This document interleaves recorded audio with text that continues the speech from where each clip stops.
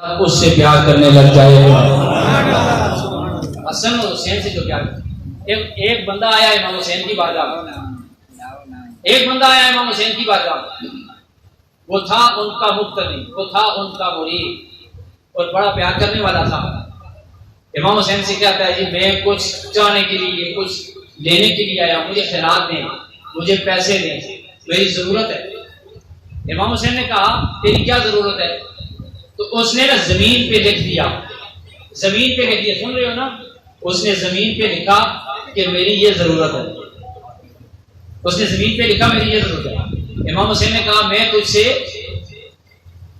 سے پوچھتا ہوں کہ تو میرے پاس کیوں آیا ہے؟ اس نے کہا میں نے آپ کے نانا نبی محترم صلی اللہ علیہ وسلم سے ایک حدیث سنی تھی، آپ نے فرمایا تھا کہ جب کبھی حاجت ہو، جب کبھی ضرورت ہو تو پھر کسی ایسے بندے کے پاس جانا جو 4 بندوں میں سے ایک ہو۔ کس میں سے ایک ہو؟ 4 بندوں میں سے ایک۔ پہلے نمبر پہ اما عربی شریف، عربی نسل ہو اور شریف ہو، اگر ایسا نہ ہو تو پھر سخی ولی، پھر سخی دوست ہو، اگر ایسا بھی نہ ہو پھر حامل القرآن، قرآن کا عالم ہو، قرآن کو اٹھانے والا ہو، اگر ایسا بھی نہ ہو تو پھر فصیح، پھر وجیح، وہ کیا ہو جی؟ وہ اس کے چہرے کو خوبصورتی ہو، چہرے کا خوبصورت ہو۔ تو میں آپ کے پاس اس وجہ سے آیا ہوں کہ جہاں تک شریف النسل ہونے کی باری ہے تو میں دیکھ رہا ہوں کہ رب کائنات نے پوری دنیا میں اچھا نسب اے حسین آپ کو عطا فرمایا۔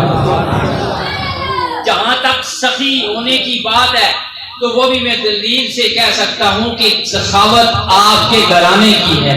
جہاں تک قرآن مجید کے عمل کی بات ہے تو میں کہہ سکتا ہوں کہ قرآن مجید فرقان حمید آپ کے گھروں میں اترا ہے۔ آپ قرآن مجید کی تفسیر نہیں جانتے ہوں گے، علم نہیں ہوگا تو کس کے پاس ہوگا؟ اور جہاں تک خوبصورت چہرے کی بات ہو تو کہتے ہیں میں نے رسول پاک صلی اللہ علیہ وسلم سے سنا کہ اگر میں یاد آؤں، نبی پاک نے خود کہا اگر میں یاد آؤں تو میرے حسن اور حسین کو دیکھ لینا، یہی سمجھنا تم نے محمد کو دیکھ لیا صلی اللہ علیہ وآلہ وسلم۔ حضرت امام حسین نے کہا یہ تو بات ٹھیک ہے۔ کہنے لگا میں نے چاروں کی چاروں خصلتیں آپ ایک میں دیکھی ہیں، اس لیے میں آپ سے مانگنے کے لیے آیا ہوں۔ حضرت امام حسین نے کہا کہ میں تم سے 3 سوال پوچھوں گا۔ کیا پوچھوں گا؟ 3 سوال پوچھوں گا، اور 3 سوالوں کے صحیح جواب دیے تو یہ اشرفیاں جو تھیلی میں بھری ہوئی ہیں یہ ساری کی ساری تیری۔ ایک کا جواب دیا تو مال کا تیسرا حصہ تیرا، 2 کا جواب دیا تو مال کے 2 حصے تیرے، 3 کا جواب دیا تو 3 کے 3 حصے تیرے، ساری کی ساری اشرفیاں تیری۔ کہنے لگا لا حول ولا قوت الا باللہ العلی العظیم۔ یہ جو ایسا جملہ ہے جس کی وجہ سے انسان اللہ کی مدد چاہتا ہے جی، تو کہنے لگا نہیں پوچھیں یہ ہے کون ہے؟ پتہ ہے کون ہے یہ جو مانگنے کے لیے آیا ہے؟ سوال کون پوچھ رہا ہے؟ امام حسین پوچھ رہے ہیں۔ جواب کون دے رہا ہے؟ آپ کا مرید ہے، آپ کا محب ہے، آپ کا چاہنے والا ہے اور آپ کا مرید ہے۔ کہتا ہے جی پوچھیں پہلا سوال کیا پوچھنا ہو؟ امام حسین نے پوچھا بتاؤ کہ ما ہوا افضل العمل، سب سے افضل عمل کون سا ہے؟ سب سے افضل عمل کون سا ہے؟ فوراً کہنے لگا الایمان باللہ، اللہ پر ایمان سب سے بہتر عمل ہے۔ امام مسکرائے، بھئی قیامت کا دن ہوگا تو جب بندہ مومن عالم برزخ سے گزر رہا ہوگا، پل صراط سے گزر رہا ہوگا، ایک طرف عالم یہ ہوگا کہ لوگ اس پل صراط سے گزر نہیں سکیں گے، دوسری طرف عالم یہ ہوگا کہ جو ایمان والا ہوگا وہ پل صراط سے گزرے گا، جہنم کی آگ آواز دے دے گی اے ایمان والے، اے اللہ کے بندے، تیرے ایمان کی حرارت سے میری آگ ٹھنڈی پڑ رہی ہے، جلدی جلدی گزر کے جنت میں داخل ہو جا۔ الایمان باللہ، الایمان باللہ۔ امام حسین مسکرائے، کہتے ہیں یار پہلا سوال تو میرا درست ہو گیا ہے۔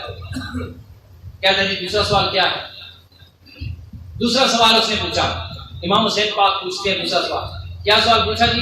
کہتے ہیں بتاؤ کہ ومن نجات العبد من الہلاکۃ، کہ بندہ ہلاکت سے کیسے بچ سکتا ہے؟ کیا سوال کیے جی؟ بندہ ہلاکت سے، وہی سارے جاگ رہے ہیں آپ. بندہ ہلاکت سے کیسے بچ سکتا ہے؟ بندہ ہلاکت سے کیسے بچ سکتا ہے؟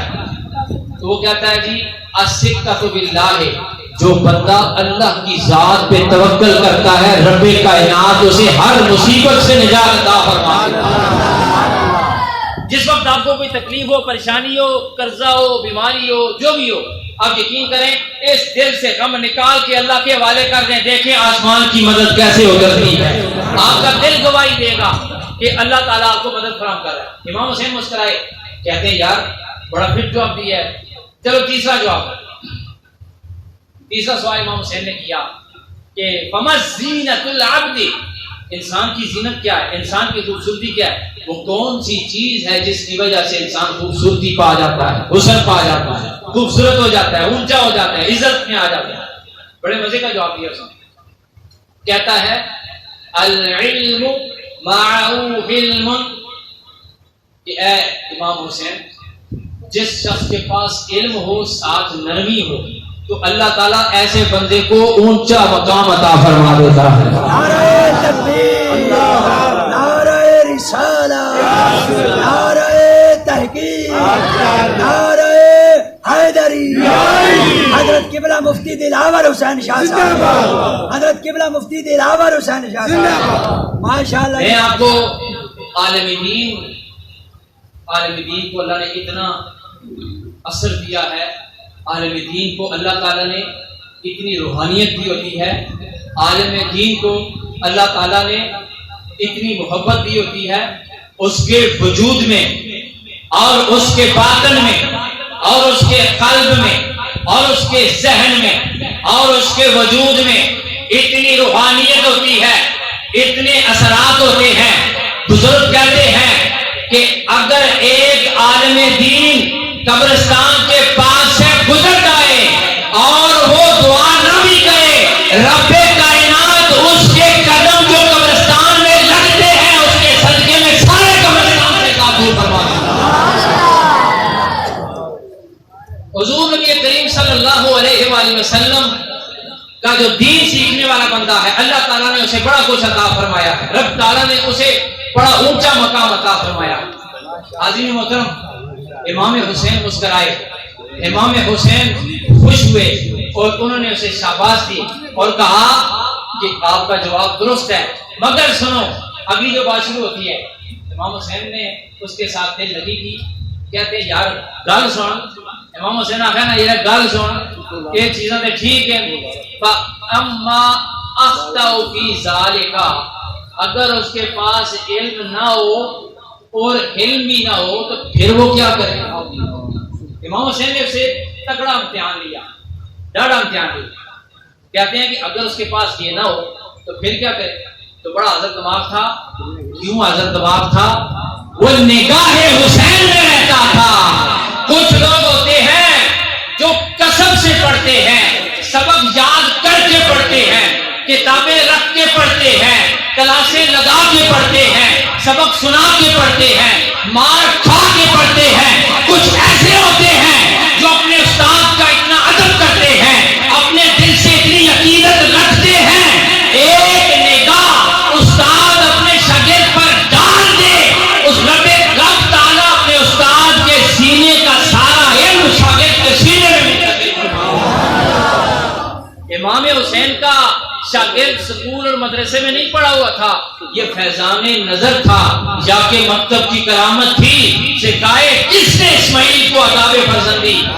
کلندر لاہوری کہتے ہیں ارے ہر چیز مکتب میں نہیں سیکھی جاتی، کچھ چیزیں نگاہوں سے بھی سیکھی جاتی ہیں.